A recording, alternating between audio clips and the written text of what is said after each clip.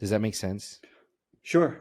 And I'm totally open to this topic and being Mhm. saying I'm wrong. But if you say that never happens, say that never kicks in, but you never make that conscious decision to follow Christ, you're not going to heaven. Does that make sense? Like there has to be that decision that says, "Hey, I'm turning from my old ways Mm-hmm. Mm. and following Christ." And so Right. that's kind of where it's like doesn't matter where where you're born or if you never make a mistake in your life, which there's only been one recorded person in history to do that, Right. you're still not saved.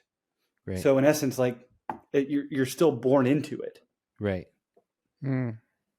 Interesting. Because like I think it's this really interesting thing of where um it's not that this is necessarily new to me, but I'm trying to figure out what I believe, which is like what the whole purpose of this is for, right?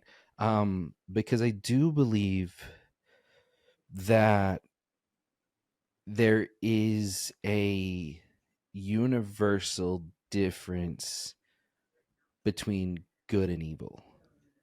And I do believe that people are born with that, like a knowing of good versus evil. But you have to be taught where that line is exactly, I think, if that makes Sure. sense. Because I have two sons, and so one of my sons will literally just run up to the other one, steal his hat, and then the other one is running after him and just decking him in the face, right? And it's like they're kids, they're playing around, they're having fun. I love it. I think it's amazing, and as long as they don't kill each other, it's fine. But like we do, there's a discipline after that, there's a talking to after that, because it's like, no, we don't hit people. If somebody does something you don't like, then you don't hit them, right? You need to go say sorry to your brother, you need to go do these things. And so I do believe there's a difference, and I do believe that you have to learn where that difference is. And I'm just trying to focus that back to like the second part of that, of like, why is it so hard to do what we're called to do as Christians? Like, if we are biologically wired to do that, then that's the answer to the question, is it not? That like we're Sure. biologically wired this way, and so that's why it's so hard. I don't know, like I'm just kind of rambling right now.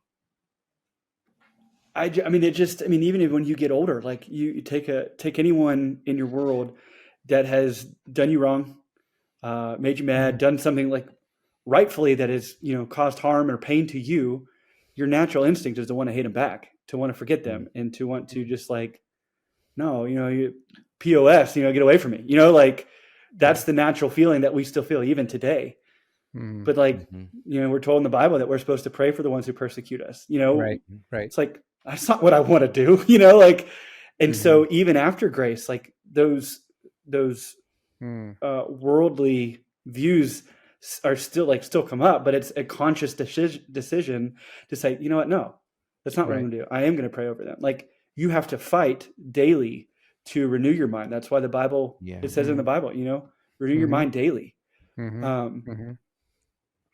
so yeah, and like even with your kids, and this is not like a you're parenting wrong. They're not at all. It's just like when you have those conversations with your kids, it's to tell them right from wrong. right, right, You Mm-hmm. know what I'm saying? So it's like you have to explain what right is. So right, like to your point, you have to draw that line. Say, hey, mm-hmm, Mm-hmm. no, we're not going to do this. And whether you bring scripture into it or not, there's still a level of right of wrong, whether you're a believer or whether you're not. yeah. People Yeah. still have to teach their kids right from wrong.